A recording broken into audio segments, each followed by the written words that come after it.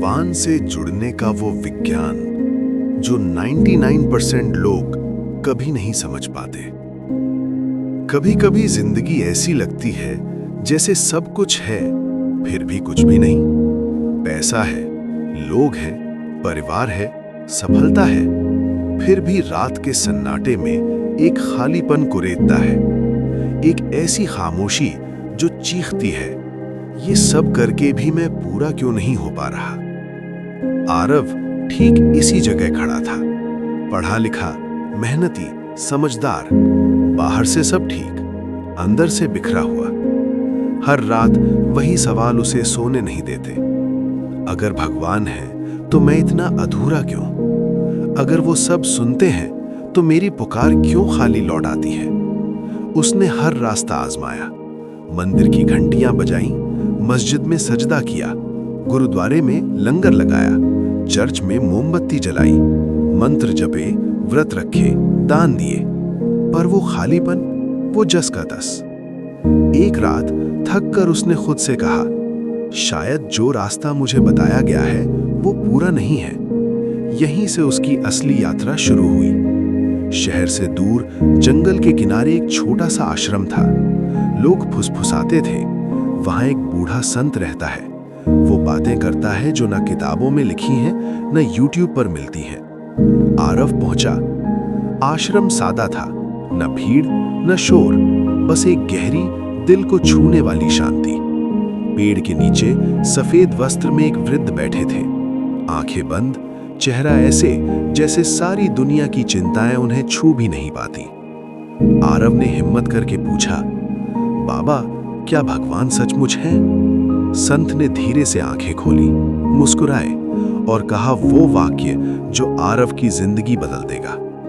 बेटा, ये सवाल आखिरी है, पहले ये पूछ, तुम कौन हो? आरव स्तब्ध। संत ने आगे कहा, 99% लोग यहीं फंस जाते हैं। वे भगवान को बाहर ढूंढते फिरते हैं, मंदिर में, तीर्थ में, गुरु में, जबकि आधुनिक विज्ञान भी यही कह रहा है, जो तुम बाहर खोज रहे हो वो तुम्हारे भीतर पहले से मौजूद है। फिर उन्होंने सबसे बड़ा राज खोला।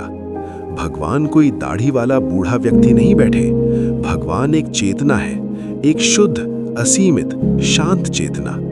और उस चेतना का सबसे करीबी अनुभव तुम्हें तब होता है जब तुम गहरी, निस्संग नींद में होते हो। न नाम, न रूप, न दुख, न सुख, फिर भी तुम होते हो। वही अवस्था ईश्वर के सबसे निकट है। आरव ने पूछा, तो फिर पूजा पाठ, मंत्र, भजन क्यों? संत मुस्कुराए। पूजा भगवान को पाने के लिए नहीं होती, पूजा मन को शांत करने के लिए होती है, क्योंकि शांत मन में ही ईश्वर का अनुभव होता है। फिर उन्होंने विज्ञान की बात की, जो आजकल की रिसर्च भी साबित कर रही है।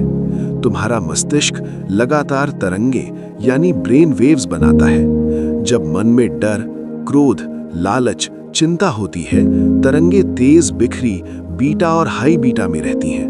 तनाव, बेचैनी, भागदौड़। जब मन शांत होता है, ध्यान में, मौन में, तरंगे धीमी होकर अल्फा, फिर थीटा और गहरे में डेल्टा की ओर जाती हैं। उसी लयबद्ध अवस्था को ध्यान कहते हैं, और वही ध्यान भगवान से जुड़ने का सबसे बड़ा वैज्ञानिक रास्ता है। संत ने एक छोटा सा प्रयोग बताया। आज रात सोने से पहले कोई मांग मत करना, कोई प्रार्थना मत करना, बस इतना धीरे से कहना, जो है उसे जैसा है वैसा स्वीकार करता हूं, और सो जाना। आरव ने वैसा ही किया। उस रात पहली बार उसने बिना किसी उम्मीद, बिना किसी डर के नींद ली। सुबह आंख खुली तो बाहर दुनिया वही थी, समस्याएं वही थी, पर भीतर कुछ बदल गया था।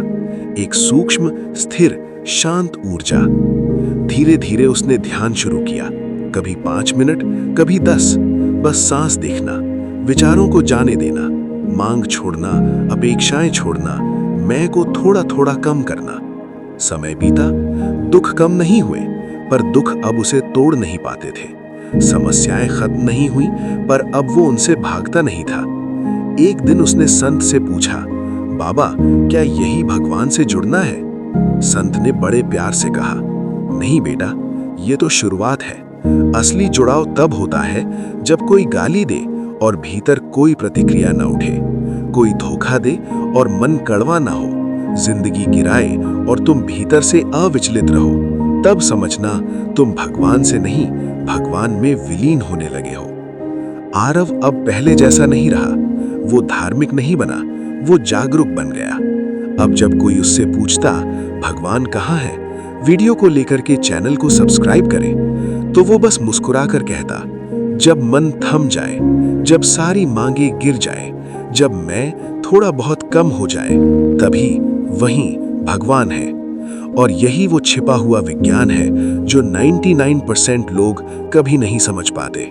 भगवान से जुड़ने के लिए कुछ जोड़ना नहीं है, बस बहुत कुछ छोड़ना है। छोड़ने की शुरुआत आज से करोगे या फिर वही खालीपन कल में ही रहेगा? अगर ये कहानी आपको छू गई हो तो इसे किसी ऐसे इंसान तक जरूर पहुंचाओ जो अभी भी खोज में भटक रहा है।